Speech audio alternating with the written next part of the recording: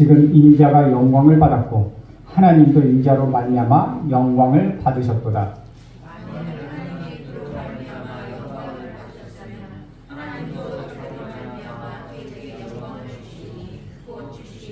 작은 자들아, 내가 아직 잠시 너희와 함께 있겠노라. 너희가 나를 찾을 것이나 일찍이 내가 유대인들에게 너희는 내가 가는 곳에 올 수 없다고 말한 것과 같이 지금 너희에게도 이르노라.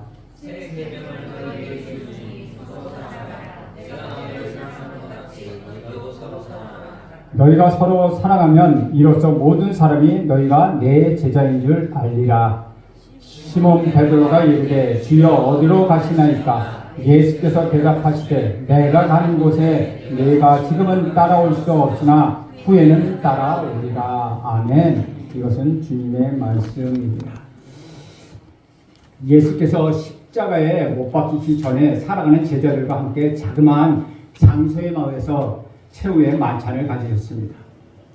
우리 주님께서 저녁 식사를 하시면서 도중에 두 가지 위대한 일을 하셨는데, 하나는 우리가 감히 상상도 할 수 없는 제자들의 발을 씻겨 주셨다는 것입니다.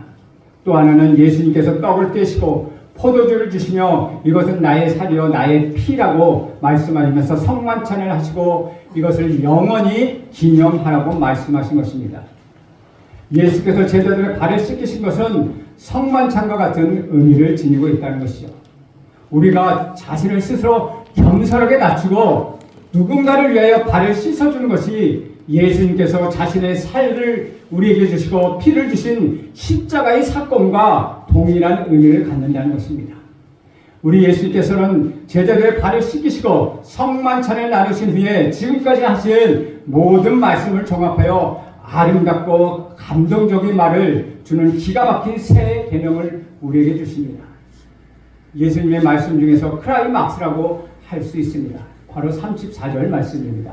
우리 34절 말씀 함께 읽겠습니다. 시작. 새 계명을 너희에게 주노니 서로 사랑하라. 내가 너희를 사랑한 것 같이 너희도 서로 사랑하라. 제자들에게 발을 씻겨주시고 제자들의 발을 씻겨주시고 살과 피를 나눠주신 우리 예수님께서 이제 새 계명을 주겠노라고 말씀하십니다. 이 새 계명은 지금까지 우리 예수님께서 하신 모든 말씀들을 요약한 핵심적인 것이라고 할 수 있습니다. 예수님께서 주신 새 계명은 서로 사랑하라는 것입니다. 우리 예수님께서 모든 말씀의 정점에는 항상 사랑이 자리 잡고 있었습니다. 모든 것을 사랑으로 통하시고 모든 것을 위하여 사랑을 위하여 그리고 사랑을 목표로 하여 그 일을 행하셨다는 것이죠. 마태복음 22장 35절에서 40절에 보면 이렇게 말씀하고 있습니다. 그들 중에 한 율법사가 예수를 시험하여 묻되 선생님 율법 중에서 어느 계명이 크니까? 예수께서 이르시되 내 마음을 다하고 목숨을 다하고 뜻을 다하여 주 너희 하나님을 사랑하라 하셨더니 이것이 크고 첫째 되는 계명이요 둘째도 그와 같으니 내 이웃을 내 자신과 같이 사랑하라 하셨더니 이 계명이 온 율법과 선지자의 강령이니라 라고 말씀하고 있습니다. 당시 율법사 즉 율법을 전문적으로 연구해서 율법에 대해서 어떤 토론이나 논쟁에도 자신이 있는 사람들이었습니다. 그런데 그 율법사가 예수님께 묻기를 어떤 계명이 가장 크냐고 질문했습니다. 우리 예수님 즉시 대답해 주십니다. 주 너희 하나님을 사랑하라 라고 말씀하십니다. 이것이 첫째 되는 계명이라고 가르쳤습니다. 어떤 윤리나 어떤 교리나 어떤 것보다도 어떤 사상이나 철학과도 비교할 수 없는 최우선적인 것이라고 말씀하셨습니다. 이 말씀은 우리 예수님께서 구약을 인용하신 것입니다. 하나님을 사랑하라는 말씀은 신명기 6장 5절을 인용하는데 이것은 유대인들은 쉐마라고 해서 이것을 항상 마음에 다하고 있습니다. 이 쉐마의 말씀 중에서 5절 말씀은 너희는 마음을 다하고 뜻을 다하고 힘을 다하여 내 하나님 여호와를 사랑하라. 하나님을 사랑할 때 우리는 몸과 마음과 우리의 모든 것을 다하여 사랑하는 것, 그것이 구약 시대의 정신이었다는 것이죠. 내 이웃을 내 몸과 같이 사랑하는 말씀은 레위기 19장 18절에 있는 말씀을 인용한 것입니다. 레위기 19장 18절에는 원수를 갚지 말며 동포를 원망하지 말며 내 이웃을 사랑하기를 내 몸과 같이 사랑하라. 나는 여호와니이다. 이웃을 사랑하기를 자신의 몸을 사랑하는 것처럼 사랑하라고 말합니다. 구약의 사상은 한마디로 하나님의 사랑과 인간의 사랑으로 요약할 수 있다는 것이죠. 이것이 하나님이요 예수님이요 바로 기독교의 핵심이라는 것입니다. 우리가 기독교와 교회라는 이름으로 많은 일을 행하고 있는데 이를 농축해서 압축해서 말하면 하나님을 사랑하고 또 인간을 사랑하자라고 표현할 수 있다는 것이죠.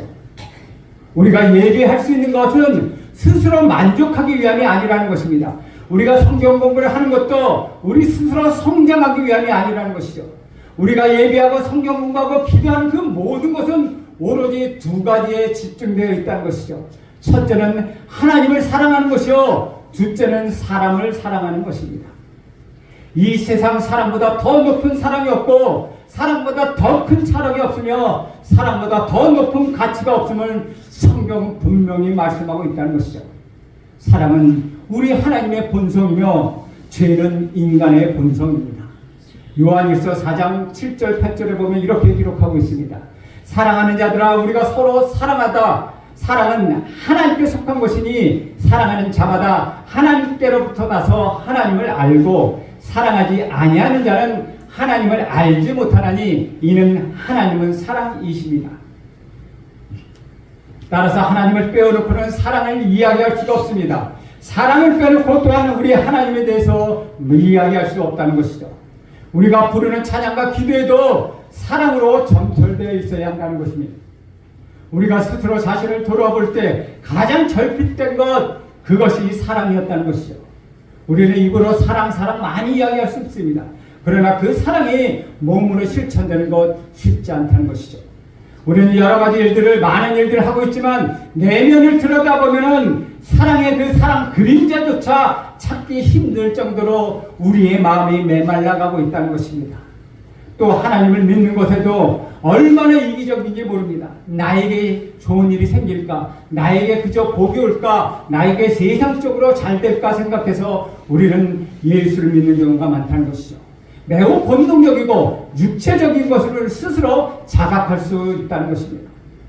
그러나 우리 예수님께서 인용하신 신명기와 레위기 말씀을 보면 구약의 본질은 하나님을 사랑하는 것이고 사람을 사랑하는 것임을 우리는 알 수 있다는 것입니다. 오늘 본문 24절에서 우리 예수님께서는 새 계명을 너희에게 주신다라고 말씀하시는 이유는 무엇입니까? 지금까지도 사랑에 관한 수많은 계명들이 있었습니다. 그것으로 충분했습니다. 그런데 우리 예수님께서 말씀하시는 것이 새 계명이 되는 이유는 무엇입니까? 34절을 다시 읽어보면 새 계명을 너희에게 주노니 서로 사랑하라. 내가 너희를 사랑한 것 같이 너희도 서로 사랑하라. 구약의 계명은 하나님을 사랑하고 사람을 사랑하는 것인데 우리 예수님께서 주신 새 계명은 서로 사랑하라는 것입니다. 우리가 마음으로 상상하고 좋아하는데 느끼는 대로 사랑할 것이 아니라 그저 내가 좋아하는 사람만 사랑할 것이 아니라 우리 예수님은 사랑에 대한 새로운 정의를 내려주시면서 그 개념을 새로 우리에게 주셨다는 것입니다. 특히 내가 너희를 사랑한 것 같이 그렇게 사랑하라고 말씀하십니다. 그냥 사랑하라는 것이 아닙니다. 내가 너희를 사랑한 것 같이 그렇게 사랑하라고 말씀하십니다. 그래서 예수님이 주신 계명은 새 계명이 되는 것입니다. 그냥 사랑하는 것이 아니고 우리 예수님이 사랑하는 것처럼 사랑해야 하기 때문에 그저 우리에게 새 계명으로 온다는 것이죠. 우리대로 취향대로 사랑하는 것이 새 계명이 아니라는 것입니다. 우리는 사랑하지 않는 것이 아니라 우리 스타일대로, 우리 생각대로, 우리의 마음대로 우리가 느끼는 대로 사랑한다는 것이죠. 우리는 하나님을 믿는 것도 우리 마음대로 합니다. 나의 자신의 감정이나 생각이 그것을 기준으로 작용합니다. 교회에 오고 싶으면 오고 오기 싫으면 오지 않고 그렇게 교회에 다니기도 합니다. 헌금을 하고 싶으면 하고 하기 싫으면 안 하고 자기 멋대로 결정해서 행동합니다. 하나님을 사랑하고 그렇게 또 봉사합니다. 그것은 하나님을 믿는 것도 하나님을 사랑하는 것도 하나님께 봉사하는 것도 아니라는 것이죠. 단지 우리의 착각이라는 것입니다. 사랑의 기준은 우리가 불쌍히 여기고 우리의 도덕성과 우리의 윤리성을 만족시키는 것이 아니라 우리 예수님께서 우리를 사랑하신 것 같이 우리도 하나님을 사랑하고 우리도 서로 사랑하는 것, 바로 그것을 말씀하고 있는 것입니다. 우리 예수님께서 말씀하신 세 계명은 구약의 계명과 비교해 보면 그것을 세 가지로 설명할 수 있다는 것이죠. 첫째는 사랑의 대상입니다. 구약에서 사랑의 대상은 이방인은 제외되어 있었다는 것이죠. 유대인끼리 서로 사랑하는 것입니다. 부모가 자식을 위하여 어떠한 지경에도 참을 수 있는 것, 그것은 가족이고 핏줄이기 때문에 그렇습니다. 남이 자식을 자신을 위하여 그렇게 하지는 못한다는 것이죠. 특별히 예로 들면 우리 남이 옆집 아저씨가 나를 무지무지하게 사랑하기 때문에 우리 아들들이 옆집 아저씨 가서 아저씨 용돈 좀 주세요. 야금 그 아저씨 용돈 안 줍니다. 그런데 부모를 지지직 속을 새기고 부모를 힘들게 하도 그 아들, 딸들이 와서 엄마, 아빠 나 용돈 좀 주세요. 부모는 기꺼이 준다는 것이죠. 그것은 우리 가족이기 때문에 그렇게 사랑할 수 있다는 것입니다. 구약의 사랑은 하나님이 선택받은 동족끼리 사랑이라는 한계가 있었다는 것이죠. 그런데 우리 예수님께서 주신 새 계명은 사랑의 대상을 구분하지 않는다는 것입니다. 모든 민족과 모든 열방을 포함해서 유대인이나 이방인이나 지혜로운 자나 어리석은 자나 백인이나 흑인이나 늙은이나 젊은이나 남종이나 여종이나 성별이나 언어의 장벽을 넘어서 모두를 사랑하는 것, 그것을 말씀하고 있다는 것입니다. 사랑이라고 모두 같은 사랑은 아니라는 것이죠. 우리가 하는 사랑과 하나님이 하시는 사랑은 차원이 다른 사랑이라는 것입니다. 우리 기준이 아닌 하나님께서 사랑하시는 기준은 예수께서 새 계명으로 주셨다는 것이죠. 그래서 하나님의 사랑은 아가페의 사랑이라고 하고 인간의 사랑은 에로스의 사랑이라고 합니다. 형제간의 사랑은 필로스의 사랑이라고 이야기합니다. 이것처럼 사랑이 서로 다르다는 것이죠.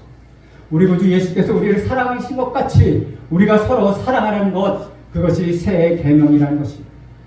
두 번째는 사랑의 한계를 이야기하고 있습니다. 구약의 사랑은 용서와 더불어 채찍과 징계라는 한계가 있었습니다. 그러나 예수님 말씀하시는 사랑은 한계가 없다는 것이죠. 원수까지 사랑하고 원수를 위하여 목숨까지 버리는 그런 사랑을 말씀하고 있다는 것입니다. 베드로는 예수님께 죄에 대하여 용서를 7번까지 해야 하느냐고 물었습니다. 베드로의 용서의 한계는 7번이었다는 것이죠.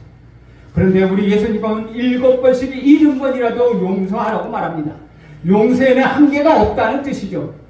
한국 사람의 정서로는 3번입니다. 3번, 3번 하면 그 위에 또 같은 잘못하면 너 국물도 없어 이야기하죠. 예수님의 개념과는 전혀 다른 것입니다.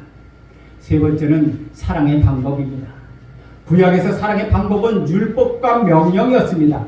율법에 어긋나고 명령에 따르지 않으면 죄가 된다는 것입니다. 그러나 예수님의 사랑은 의무적이나 율법적이지 않다는 것이죠. 우리 예수님께서 사랑하시는 방법은 먼저 본을 보여주셨다는 것입니다.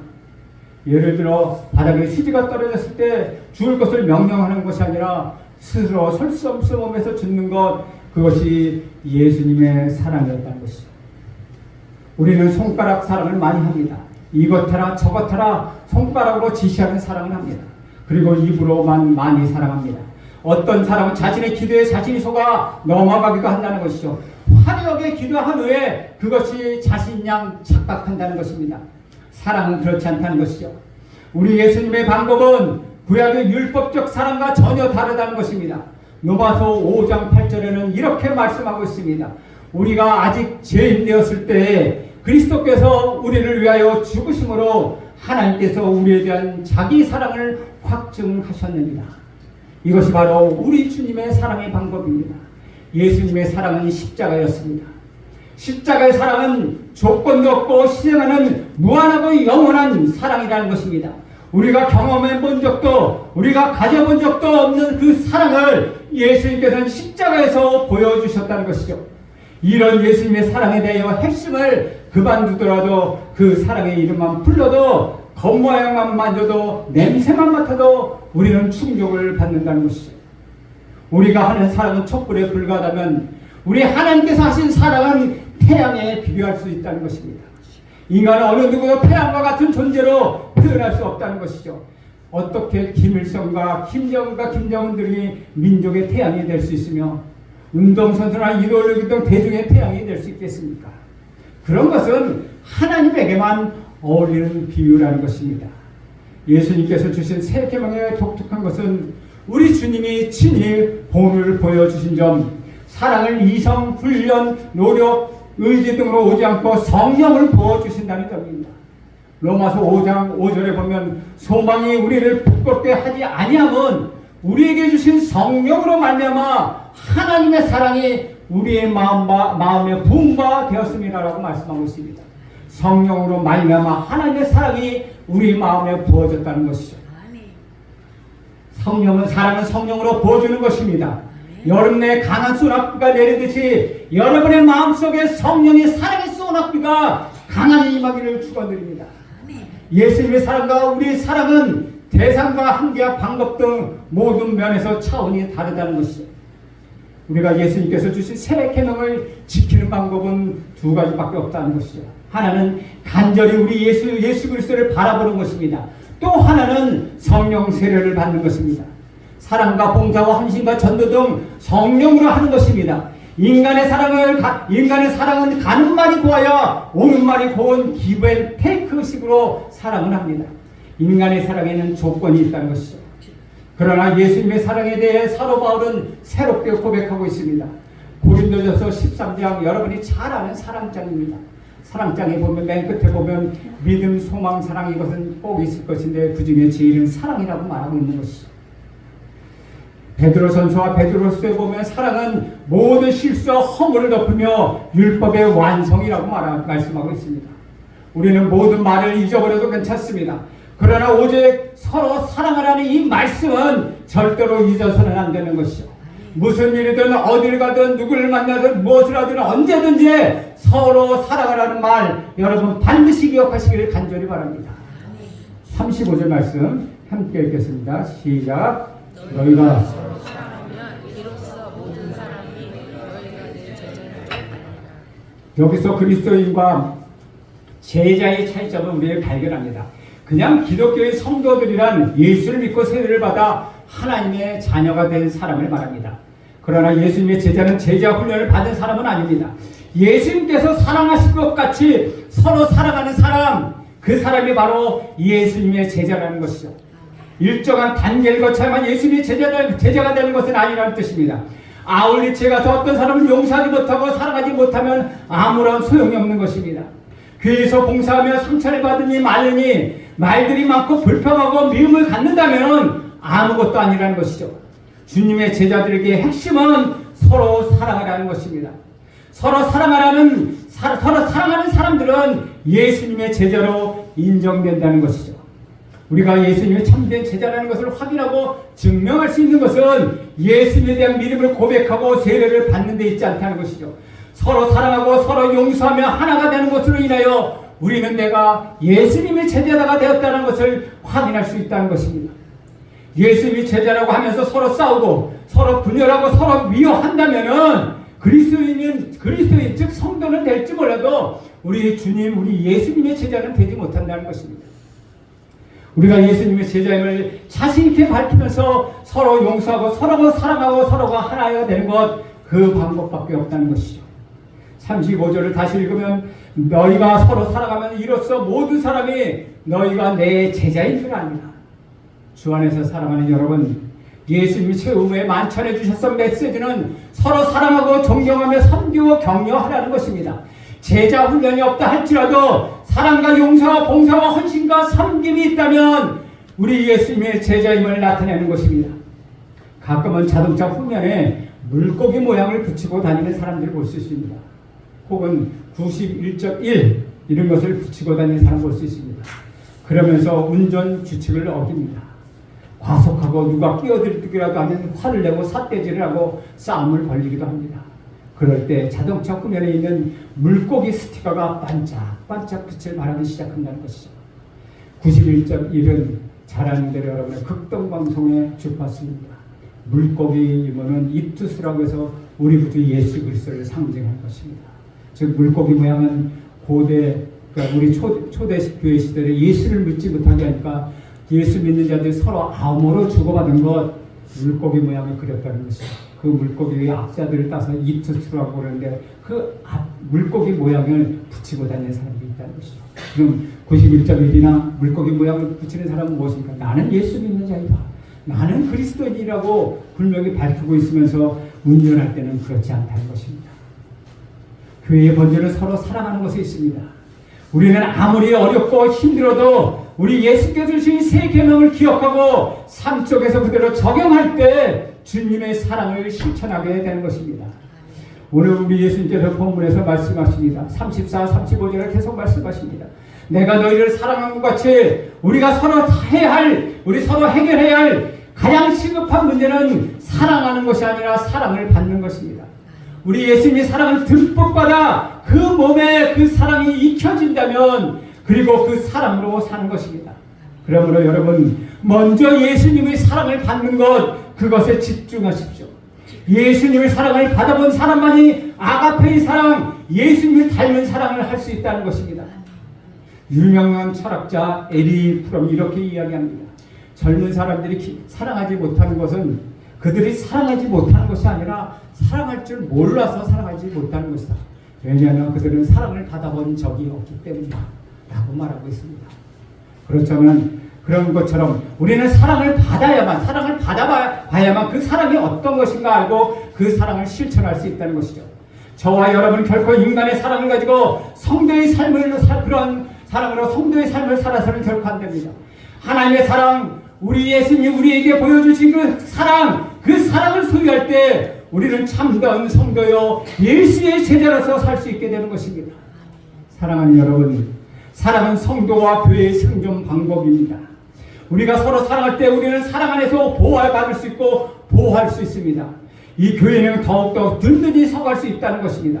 그러므로 사랑은 성도와 교회에게 맡겨진 가장 소중한 소명이라는 것이죠. 우리가 서로 사랑할 때 세상은 우리가 누구인지 알게 되고 우리들 통하여서 하나님을 보게 될 것입니다. 그래서 우리 주님은 이제 주님 앞에 살아야 할 제자들에게 다른 말씀이 아니라 서로 사랑하라고 새 계명을 주신 것입니다. 그것이 제자들이 살게 하고 영광스럽게 만드는 것인 줄 아시기 때문입니다. 우리 예수님은 서로 사랑하라고 말씀하시면서 이제 승천하십니다. 사랑하는 것이 어려운 것은 하려면 자신을 내려놓아야 하기 때문입니다. 하지만 자신을 내려놓지 않는다면 누군가를 사랑하는 것은 불가능하다는 것입니다. 이것이 사랑의 딜레마라는 것이죠. 하지만 저와 여러분은 사랑하기를 부름받은 사람들입니다. 그 사랑으로 우리 자신을 부유하게 하고 그 사랑으로 세상을 섬기라고 부르심을 받은 사람들입니다. 사랑은 원래 힘이 듭니다. 절대 쉽지 않습니다. 그러나 사랑만큼 힘이 세고 사랑만큼 크고 값진 것이 없다는 것이죠. 사랑만큼 대신할 수 있는 것 이 세상에 아무것도 없다는 것입니다. 사랑만 할 수 있는 귀한 일이 따로 있기 때문이라는 것이죠. 그 사랑이 있어야 하는 일 그것이 따로 있다는 것입니다. 그것이 바로 용서하고 섬기는 것입니다. 여러분 더 많이 용서하고 더 많이 섬기십시오. 서로 사랑하라고 하신 예수님의 새 계명에 순종하십시오. 여러분의 사랑을 방해하는 모든 생각과 모든 마음들과 모든 이상들을 내려놓으십시오. 단순하게 그저 한 번 더 섬기고 한 번만 더 용서해 주십시오. 그러면 우리 주님이 반드시 여러분을 도와주시게 될 것입니다. 그러면 여러분은 반드시 세상에서 승리할 것입니다. 그러면 여러분의 가정은 화평해질 것입니다. 그러면 여러분의 자녀들은 세상 속에서 승리하는 자가 될 것입니다. 이 세상 안에 모든 화평과 평안이 여러분의 사랑으로부터 나온다는 것을 여러분은 기억하십시오. 그럴 때 우리 주님이 이 세상에 오셔서 여러분에게 내가 주신 명령대로 너희가 세상을 사랑했으니 너는 나의 제자임을 알았더라고 분명히 말씀하실 것입니다. 이제 저와 여러분은 그 사랑으로 예수의 제자께 살아가는 오늘 한 주간 되기를 간절히 소원합니다. 기도합니다. 하나님 아버지, 우리 예수님께서 십자가에 못 박혀 돌아가시기 전에 제자들에게 주셨던 서로 사랑을 하는 새 계명이 우리 가슴 깊이 새겨지게 하옵소서. 예수님의 이름으로 기도합니다. 아멘.